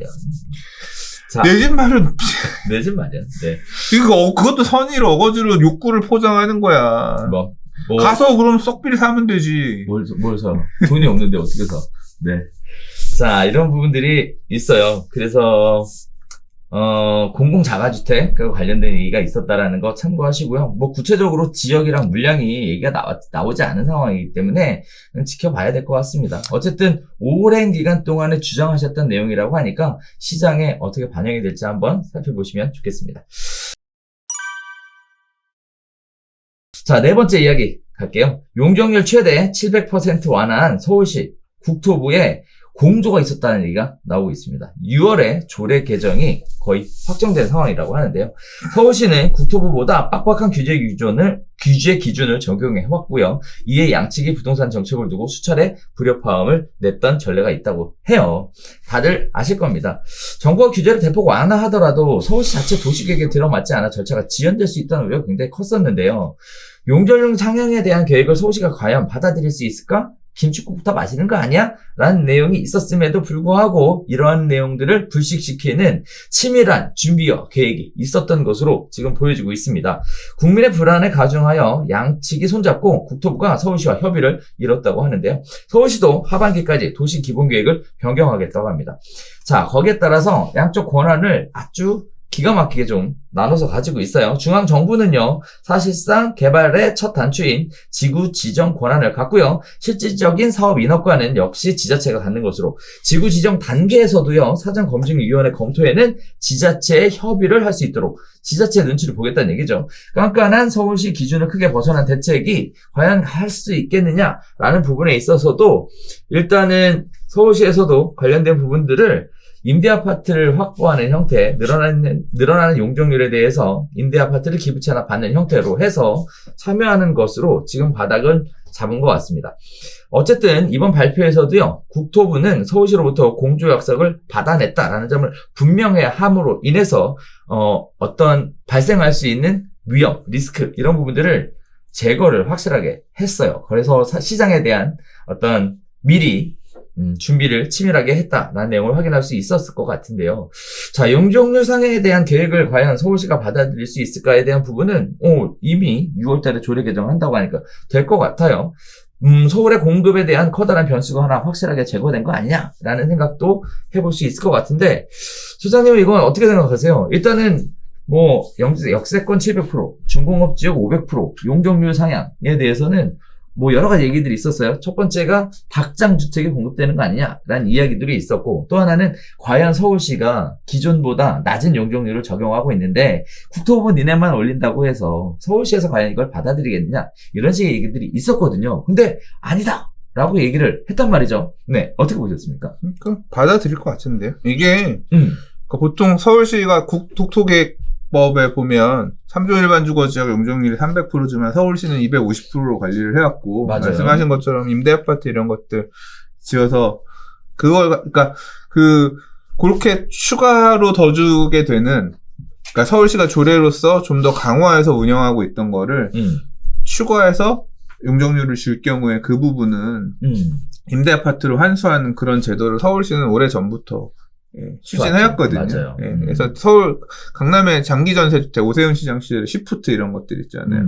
반포 자이에도 반포 레미안에도 가면 시프트가 있거든요. 있어. 예, 그 임대 아파트들이 다 그런 용적률 거래죠. 용적률 더 줄 테니까 임대 아파트 지어서 땅 기부채나 패라. 우리가 건물 건축비 이런 식으로 지었던 것들이거든요. 이제 그 방식을 서울시는 계속 해왔습니다. 그래서 뭐 굳이 반대는 안 할 것 같고, 예, 이제 올리게 되면 마찬가지로 어차피 이 지금 임대 아파트 등으로 환수해서 서울시가 운영할 수 있을 그런 임대 아파트를 확보하기 위한 목적을 활용할 거니까 굳이 반대는 안 할 것 같고, 뭐 시장이 결정한다기보다는 이거는 그 시의회 살 건데 서울시 시의회도 거의 다 민주당 많지 않아요? 그래서 거의 통과되지 않아. 굳이 반대 안 할 것 같아요. 그래서 뭐 의도하는 대로 가지 않을까 싶습니다. 자, 이게 만약에 의도하는 대로 간다면 용적률을 이렇게 엄청나게 올려서 짓다 보니까 제가 가장 우려하는 게 이런 생각은 좀 들어요. 이건 제 개인적인 생각인데 친구의 제한은 여전히 남아있잖아요. 그렇죠. 용적률은 있는데 그렇게 되면 낮고 뚱뚱한 애를 줘야 되는 거 아니에요? 그 날씬하고 늘씬한 애를 짓는 게 아니라 이런 부분들이 도시의 미관을 해친다거나 또는 진짜 닭장 아파트 이런 만들어지는 거 아닌가? 라는 우려도 있거든요. 그냥 역 주변에 벽 치고 있어요. 지금도 이미 하고 있어. 역 주변에 청년주택 이런 것들 용적률 700% 뭐 그 이상으로도 지금 지는 곳도 있기 때문에 역 주변에 이렇게 벽이 이렇게 쭉 다. 서울이란 데 가보니까 지하철역 주변에 이렇게 벽이 이렇게 쳐져 있어. 건물들로. 그리고 그 뒤에는 되게 웃긴다. 서울에 300개 정도 역이 있는데, 네. 다 벽이 이렇게. 성벽이 있어. 그래서 역에 나오면, 벽들로 거기 나가면, 야, 그래서 되게 특이한 도시다. 그런 얘기 나오겠지. 그렇구나. 자, 5번째 이야기 가볼게요. 수도권 광역시의 분양 경기 상승 기대가 올라가고 있답니다. 이번 발표된 주택 공급 확대 정책 영향이라고 하는데요. 뭐 여러 가지 얘기들이 하고 있는데 내용은 그래요. 분양 경기 실사지수라는 게 있대요. 그래서 3개월 연속 90선을 유지하고 있다고 하는데 지난해 12월 기준으로 미분양 물량이 19,005가구래요. 일단 2007년 통계 작성 이후 최초로 1만 가구대를 기록했다고 하는데 저는 개인적으로 이 기사 보면서 깜짝 놀랐습니다. 부동산 경기가 이렇게 좋다 그러는데 19,005가구에 미분양이 있단 말이야? 라는 생각도 하게 돼요.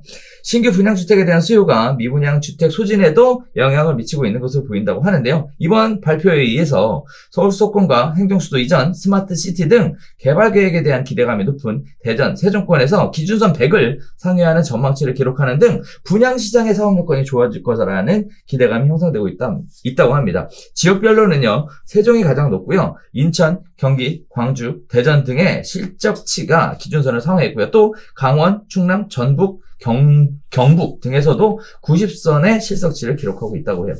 자, 민거택지 분양가 상한제 시행에도 불구하고 분양가격이 상승할 것이라는 전망이 더 우세하기 때문에 이런 미분양 아파트가 소진되고 있다라고 하는 건데 수요 억제 기조가 지속되는 가운데서 서울 수도권에 대한 고밀도 주택 공급이 계획된 상황으로 향후의 사업 환경 변화에 대비해서 분양 시기 및 가격, 시장 수요에 대한 철저한 사전 점검이 필요하다. 그러니까 함부로 막 들어가면 안 된다라는 얘기를 하고 있는 것 같습니다. 자, 일단 미분양 아파트가 이렇게 많았나? 라는 생각이 드는데 진짜 이렇게 많았는지 왜 이렇게 미분양 아파트가 많은 건지 나 모르겠어. 이 얘기는 안 했으면 좋겠는데. 진짜? 네. 네. 잘 모르겠으니까. 모르겠어. 그러니까. 네. 그러니까 제가 어떻게 보면 저는 서울주의자, 서울 수도권 안에서도 되게 제한적으로 관심 보는데 요즘 같은 때도 미분양이 있어. 똑같은 생각이고. 그렇지. 네.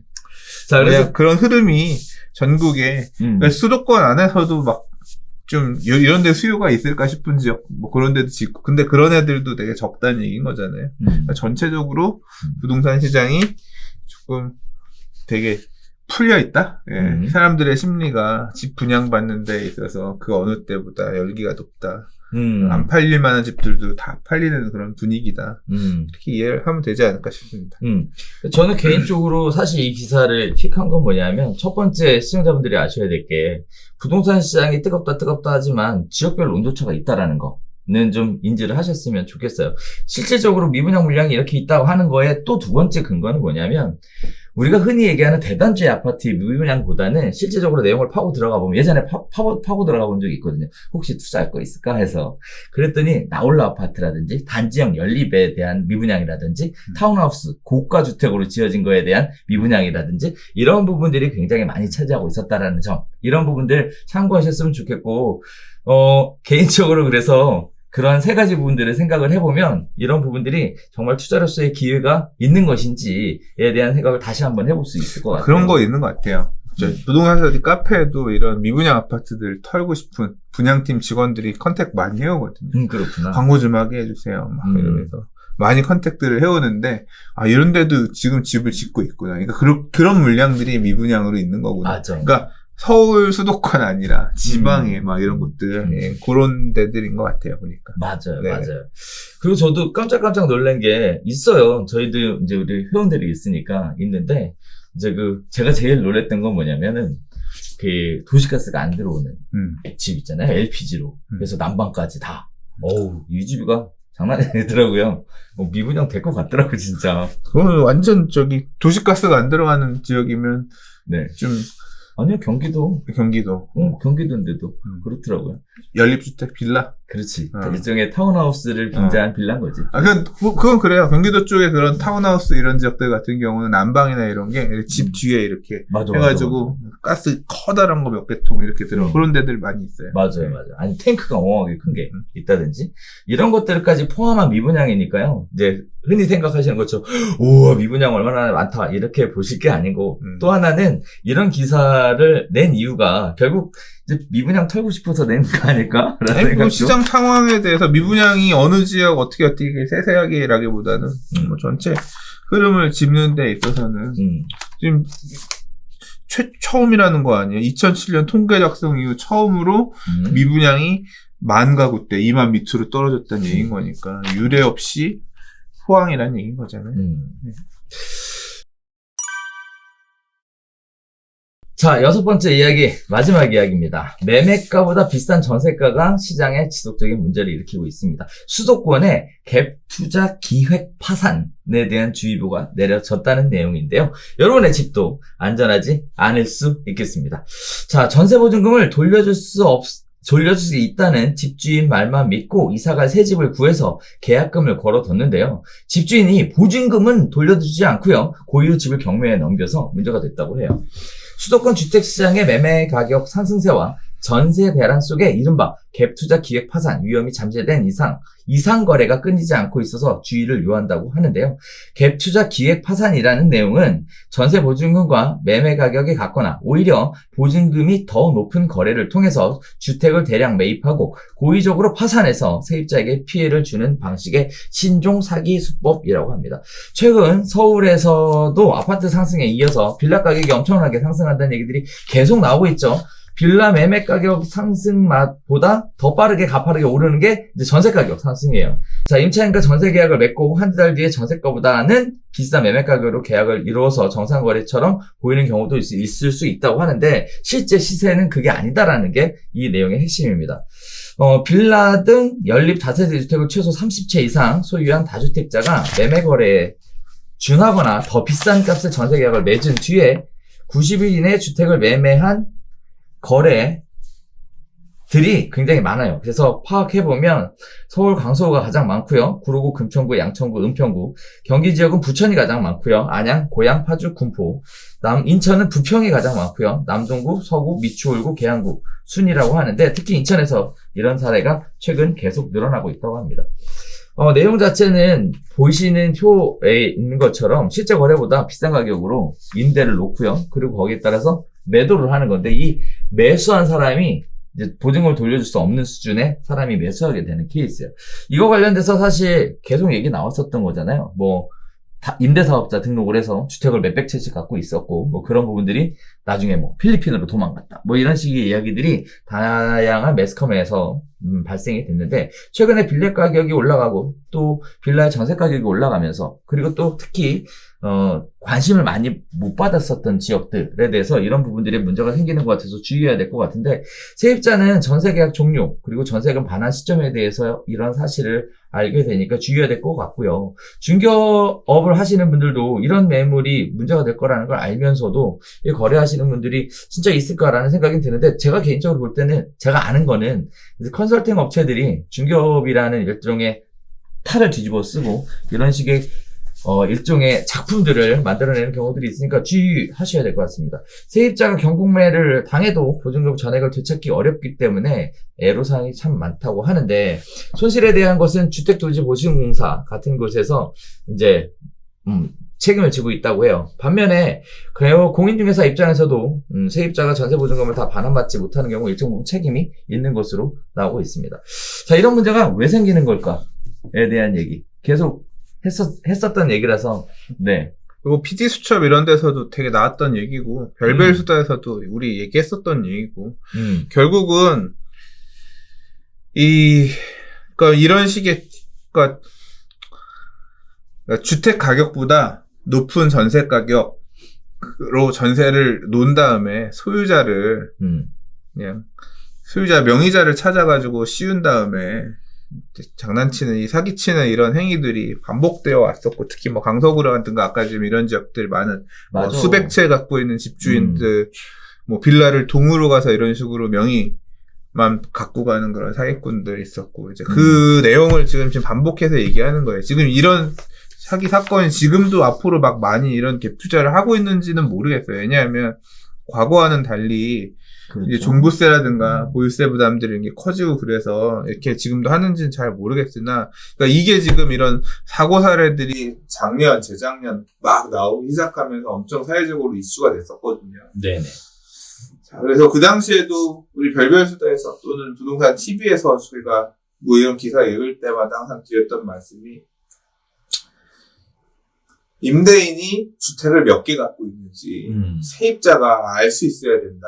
제도적으로 좀 보완이 됐으면 좋겠다. 제가 만약에 세입자 입장이라면, 이 건물, 지금 제가 들어가는 집의 주택 소유자가 다주택, 이런 임대 사업을 이렇게 전문적으로 하시는 분이에요. 라고 하면 저는 안 들어갈 거예요. 그러니까 애초에 되게 이런 리스크, 위험을 안고 있는 것이. 또는, 근데 하긴 그냥 들어갔는데도 그런 전세 끼고 서로 매매를 해버리면, 난 방법이 없는 거죠. 그렇죠. 네, 그냥 넘어가요. 그런 경우를 대비해서 일단 그렇게 대비를 해야겠다.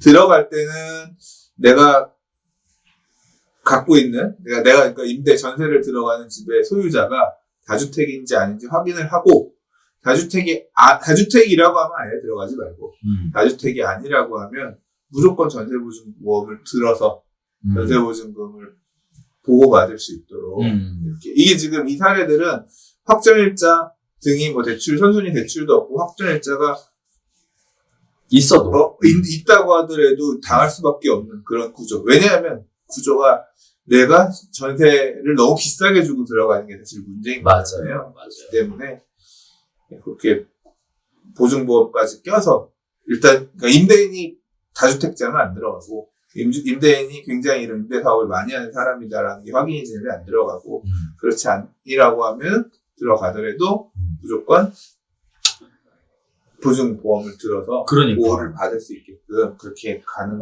방법밖에 없을 거예요. 그래서 이 기사를 사실 왜 픽했냐면 지금 전세 가격이 계속 올라가고 있잖아요. 올해도 지금 계속 상승할 것으로 예상되고 있는 상황에 이런 얘기가 다시 나오면서 또 다른 피해 사례가 발생할 것 같아서 사실 우리 미리 짚어보는 개념으로 사실 다시 가지고 나왔는데 지난해 전세보증금 위반한 피해액이 6,468억 원이래요. 전년도보다 400억가량 늘었다고 하니까 굉장히 심각한 것 같아요. 이런 부분들이 누군가에게는 전 재산이잖아요. 그래서 본인이 들어가려고 하는 집이 선순위에 뭐 세입자가 있느냐, 그다음에 선순위에 근저당이 있느냐 이런 걸 확인하는 것도 당연하겠지만 시세 준에서 과연 어느 정도로 포함하고 있느냐 이런 것도 한번 꼼꼼하게 확인해 보시고 또 하나는 선생님이 얘기하셨던 것처럼 주택도시보증공사 같은 곳에 보증사은품 가입하시는 것도 좋을 것 같습니다. 자, 이렇게라도 해야 세입자 자체는 보호를 받을 수 있는 부분이라서 보증료 무서워했다가 전재산 날릴 수 있으니까 이런 분들 하셨으면 좋겠고, 마지막으로 중개업자가 마치 다 이렇게 하는 것처럼 이야기를 하는데 일정 부분 있어요. 네, 그거를 부인하지는 않겠습니다. 다만 지나치게 이렇게 돈벌이 위주로 누군가에게 피해를 줘가면서 돈을 버는 게 정말 바람직한 방법인가에 대해서는 진짜 비관적이고요. 정말 욕해주고 싶습니다. 네, 이건 아닌 것 같고요. 자, 다음에 또 하나는 대부분의 컨설팅 업자들이 이런 부분들을 해요. 그래서 연세 많으신 자격증만 있는 사람들의 명의를 빌려서 이런 식으로 이용해 먹는 경우들이 발생을 하기 때문에 실제 개업공인중개사가 누군지에 대한 부분들도 계약하시면서 꼼꼼히 챙겨보시는 게 필요할 것 같습니다. 자, 오늘 별별 수사는요, 이번에 발표된 3080 공급 대책을 기준으로 쭉 이야기를 나눠봤는데, 수사님, 얼굴 색깔이 시작할 때는 하얗더니 지금 다시 정상으로 돌아오셨네요. 이제 안 하고 싶어. 왜요? 좀 이렇게 너무 말을 하는 것 같고. 아니, 말 이렇게 속 시원하게 얘기를 하면 좀 시원해지는 기분 없어요? 안 하는 게 좀. 말한다고 달라지는 게 없어서. 괜히 미움이 나갔지. 그럴 리가. 한편으로는, 동감하는 분들도 계실 거예요. 시청자분들 중에서도. 네. 그래서 그렇게 생각하면 될 것 같고요. 각자 의견은 다 다른 거니까. 한편으로는 개인의 의견일 뿐이지, 이걸 가지고 서로의 의견을 나누는 식으로 생각해 주셨으면 좋겠고, 그걸 감정을 담아서. 근데 좀 선을 넘어서, 이렇게 자꾸 목을 조여오는 이런 부분들이 좀 많은 것 같아서, 각자 도생의 시대인데, 잘 살아남아야 되는데, 이건 좀 너무하지 않나 싶은 부분들이 자꾸 이렇게 훅훅 밀고 들어오니까, 그래야 좀 더 민감하게 됐던 것 같아요. 자, 그나저나, 이제 다음 주는 설 명절이더라고요. 네. 이번 설에는 집에서 보내실 거죠? 잘 모르겠는데요. 왜요? 어디 못 가잖아요. 그래요? 이번 설까지. 네. 그래요? 집에 있어야 돼요. 네. 그래서 우리도 아무것도 안 하고 집에서, 네, 열심히, 가족들과 함께 게임하기로 했습니다, 오락기. 네, 이제. 자, 아무튼, 명절까지 거리두기 제한이 계속 시행된다고 하니까요. 아무래도 보고 싶은 가족들 못 만나시는 분들도 많으실 것 같아요. 네, 그런 부분들이 좀 안타깝긴 하지만, 어쨌든 슬기롭게 잘 넘겨야 되는 게 더 중요하지 않을까 싶습니다. 자, 저희가 별별 수다는 다음 주에 휴방을 하고요. 그 다음 주에 새로운 소식 가지고 찾아뵙도록 하겠습니다. 오늘 인사는 새해 복 많이 받으세요로 하면 어떨까요? 네. 알겠습니다. 자, 둘, 셋! 새해 복 많이 받으세요.